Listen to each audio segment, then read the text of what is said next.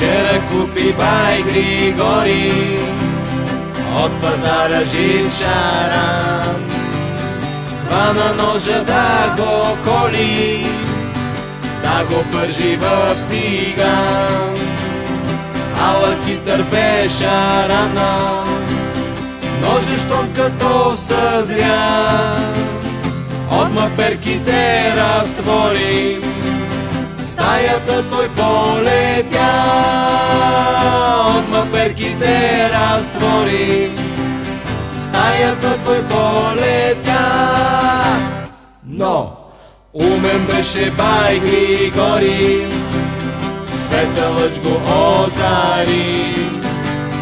Крана за вода отвори, стаята той наводни. Бутна масата в средата и на нея се качи. Хвана въдица в ръката, риболова устрои. Хвана въдица в ръката, риболова устрои. Но някой портата отвори и водата се изля. Намръщи се бай Григори, с пръст остана в уста.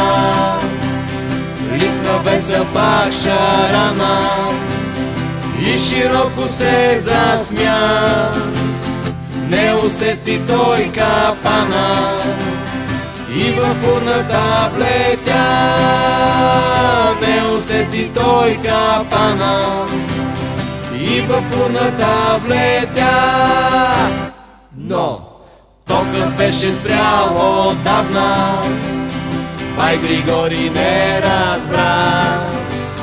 Спрели са го чак в Трявна, в Тутракан и в Кнежа.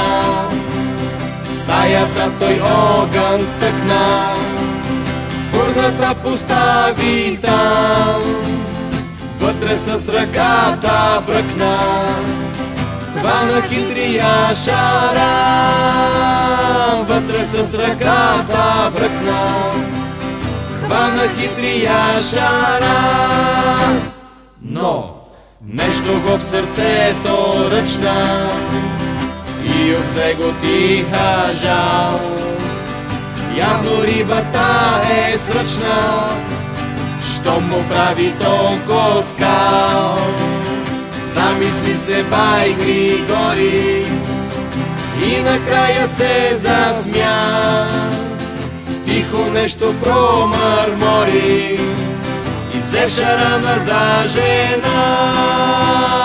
Тихо нещо промърмори и взе шарана за жена. Но с черно фередже, оле,